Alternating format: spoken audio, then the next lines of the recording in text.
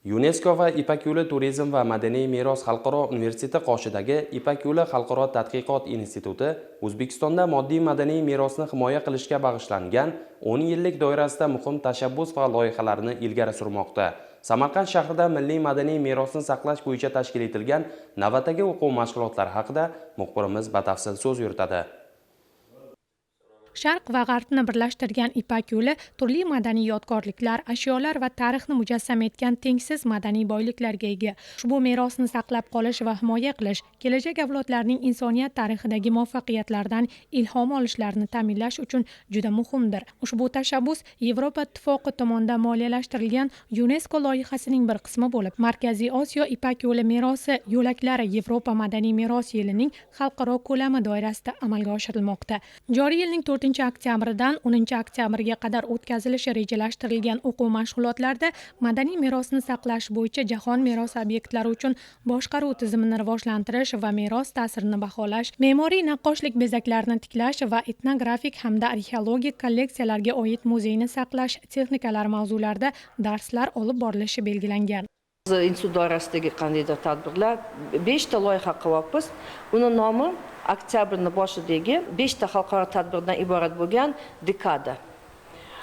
O'sha dekada ichida bu demak 1-oktyabrdan 10-oktyabrgacha bo'lib o'tadi. Birinchisi, ikkinchi, 3-kunlari xalqaro simpozium bo'lib o'tdi. Ipak yo'li moddiy madaniyatni o'rganishning dolzarb masalalari. Chunki biz nafaqat O'zbekiston, biz xalqaro bo'lganligimiz uchun biz va Ipak yo'li ham universitetimizning nomida, institutimizning nomida bor. Bizni institutimiz anaqaga maxsus o'sha Ipak yo'li davlatlarni moddiy madaniyatni o'rganishga asoslangan. Shuning uchun biz shu simpozium o'tkazdik. Simpozium juda ham katta bo'lib ketdi, kutganimizdan ham kattaroq. Bizga zaявkalar tushdi, qatnashishga turli davlatlardan 100 tadan ortiq. Maqolalarni yuborishdi 98 ta.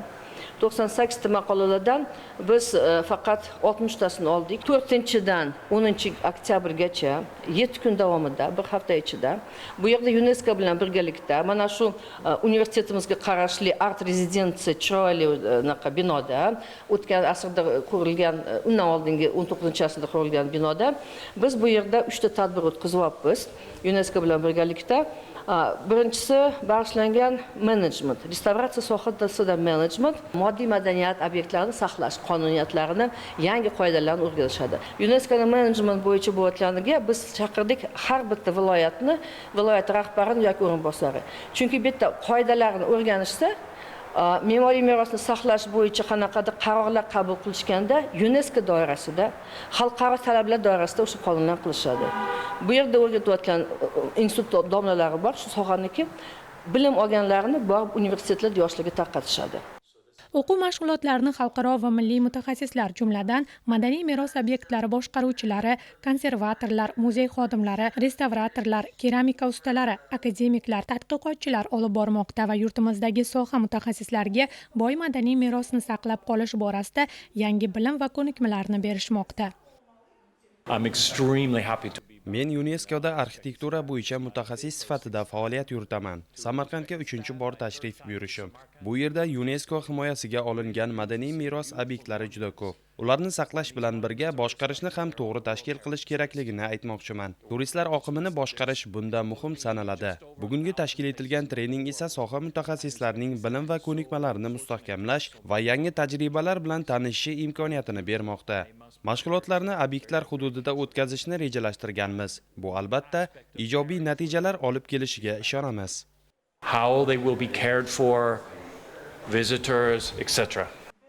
Aytish kerakki, ushbu loyiha Ipak yo'llaridagi moddiy va nomoddiy madaniy merosni himoya qilishni kuchaytirish, umumiy madaniy merosni targ'ib qilish va barqaror rivojlanishi, ayniqsa madaniy merosga asoslangan turizm orqali qo'llab-quvvatlashga qaratilganligi bilan ahamiyatlidir.